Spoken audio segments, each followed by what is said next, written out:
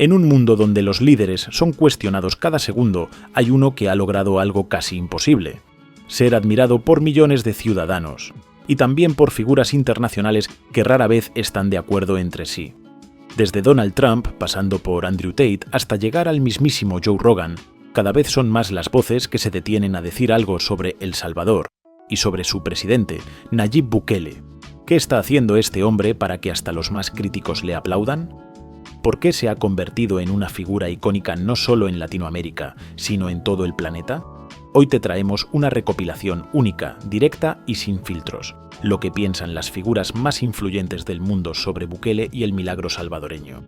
Así que siéntate, sube el volumen y prepárate para escuchar lo que no verás en los medios tradicionales. You can't. So you have to rip the Band-Aid off. Have you heard of the guy? He's the president, I think, of El Salvador. Oh, the guy who made all those the camps for those people? Yeah. I'm sure there's tons of criticism, right? 100%.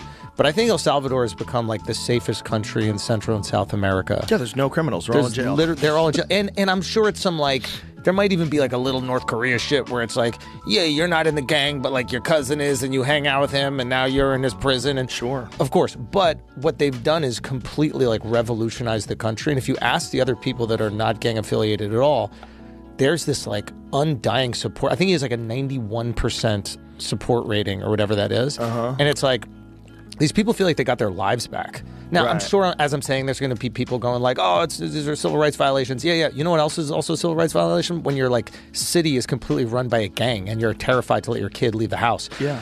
So like there is a version where having more punitive measures for people that are breaking the law will increase safety and the prosperity of the people in that region. Like, in order to get investment into the south side of Chicago, you need to make it safe first. Starbucks isn't opening if it's getting broken into every fucking 100%. Week. So, yeah, it's, I like that.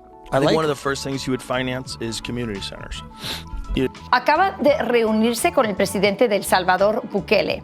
¿Cree que el acuerdo con Bukele podría servir como modelo para manejar a los criminales violentos peligrosos, sean ilegales o no? Well, first of all, we had a great meeting. Yeah. And much longer than I planned because I found him to be very interesting. And I've known him. I knew him from the first term. And he was very young then and very smart. And he's only gotten better. And he's done a phenomenal job for us. And we worked together very closely. And, you know, he took they call it the crime center of the earth or something, El Salvador. Now it's a very safe, it's considered a very safe murder place. Capital of the world. Yeah, it was really, it had a terrible little ring to it. You know, I said, really? But he's made it a very safe place. People go and they feel very secure and safe.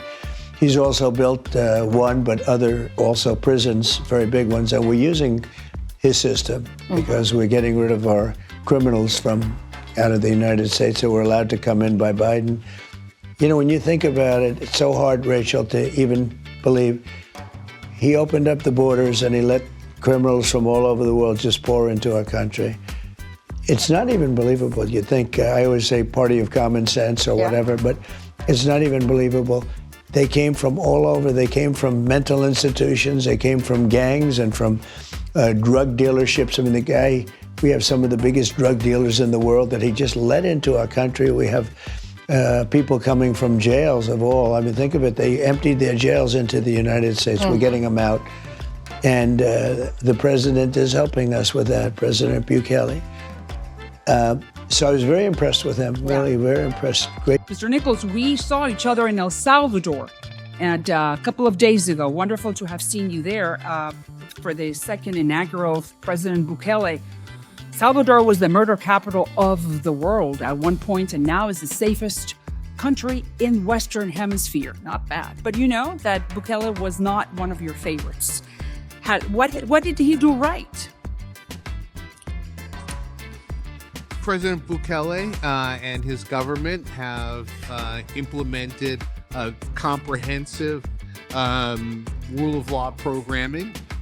The frontal effort to control the gangs in El Salvador is impressive and something that many countries are watching with great interest. We are concerned, however, that such policy should include a respect for the rule of law and the opportunity for all citizens to receive Of due process. course, I was the first one who told him we do not want anyone who's innocent in jail. Right? You agree with me, but do you still agree that they did a great job? And even the State Department is saying, okay, well, maybe we should copy this. Well, I think that we can help countries implement policies that address crime and still respect the rule of law. No doubt about it. I'm sure they want that too. It was all.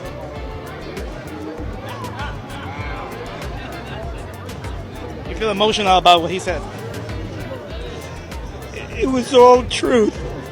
Everything is truth. What's going on right now in America, he knows because it happened in El Salvador also. He understands us, and we understand him in El Salvador. I was really blessed because when he came off stage, he came around the stage, and I was right there. He bent down, and he shook my hand, and we held hands. And I started to get very emotional because... And I feel a sort of connection with him? Well, the connection is that at our hotel, there's 5 El Salvadorian women who work in the kitchen. I got to know them in the last day or two, and they heard about Presidente Bukele going to be speaking, and they just were so happy and so grateful to him. They said, please tell him if you meet him, we love him. And I was able to do that, to tell him that story. And they said, these 5 women said, now we feel it's safe for us to go back to our country. So that was the message I gave him. And he just kept holding my hand because I think he understood their passion, not mine. It came from God, and not from me. That's so wonderful. What's your name? My name's Mel Haft. ¿Hay algún país que creas que esté haciendo las cosas bien o piensas que todos están equivocados y mal? Bueno, para ser honesto, el que siento que como realmente está diciendo y haciendo las cosas correctas y realmente haciendo lo que está diciendo es El Salvador, es el presidente de El Salvador. Como me encanta ese tipo, él es como sí, ¿sabes? Podemos tener más de estos, ¿sabes? Alrededor del mundo, alguien como él. Entonces creo que esa sería mi elección. Bueno, él es un verdadero líder.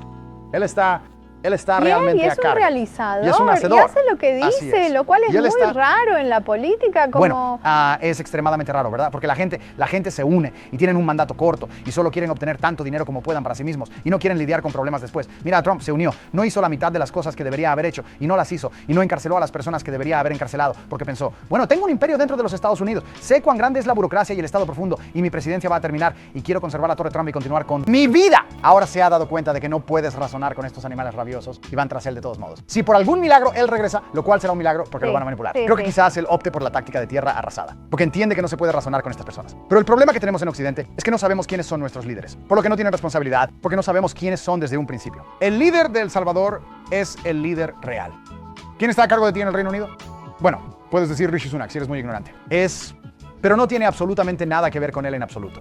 Así que no sabemos quiénes son nuestros líderes en primer lugar. Y debido a que pueden esconderse en las sombras y no tienen responsabilidad, están interesados, tienen intereses personales y solo hacen cosas para sí mismos. Creo que la mayoría de las personas en casa necesitan entender que se puede ver entre el mal y el bien, y estas personas son malvadas, pero sinceramente muchos de ellos son simplemente muy interesados en sí mismos. Si le dices a una persona extremadamente rica, mira, puedes ganar 3% más de beneficio al año, pero va a dañar la homogeneidad de este pequeño pueblo en algún rincón. Año en Inglaterra, pero ganas un 3% más al año. Y de todas formas vives en Suiza, ni siquiera vives allí. No vas a lidiar con la tasa de criminalidad, no vas a lidiar con el extraño caso de violación que ocurre. No es tu problema, y es solo un pueblo pequeño, es solo un poquito, y puedes ganar más dinero. Y la inflación es mala, así que ganar un 3% extra es importante, porque lo estás perdiendo en inflación cada año.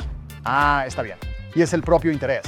Y mucho de ello se reduce a que cuando hablas de globalistas y globalismo no están vinculados a la tierra de ninguna manera como lo está una persona promedio. Pueden traicionar a un país, pueden traicionar a un pueblo, pueden hacer lo que sea necesario para su propio beneficio, porque pueden mudarse. La persona promedio no puede moverse. Y esa es la gran diferencia. Ellos explotarán algo para su beneficio y se irán. La persona promedio queda atrapada en el lío que dejan. Y es por eso que la gente no entiende por qué colapsarán una nación. Bueno, colapsarán una nación porque no vivirán allí. Y ni siquiera sabrás que lo hicieron porque no conoces su nombre. Lo que acabamos de escuchar no son simples halagos al azar, son palabras que vienen de empresarios, pensadores, comunicadores y figuras que, cada una desde su mundo, han coincidido en algo. Nayib Bukele está haciendo historia. Y no es poca cosa, porque en un continente marcado por la corrupción, la inseguridad y el desencanto político, El Salvador ha dado un giro que parecía imposible. Y ese giro ha llamado la atención del mundo. Algunos lo ven como un líder visionario, otros como un rebelde con resultados. Pero lo que está claro es que ha roto con el molde. Y eso, guste o no, deja huella. Puede que no todos estén de acuerdo con su estilo. Puede que su modelo no encaje en las agendas tradicionales. Pero las calles seguras, la gente esperanzada y los ojos del mundo puestos sobre su pequeño país son realidades que no se pueden negar. Así que, mientras otros siguen prometiendo, El Salvador avanza. Y el mundo observa.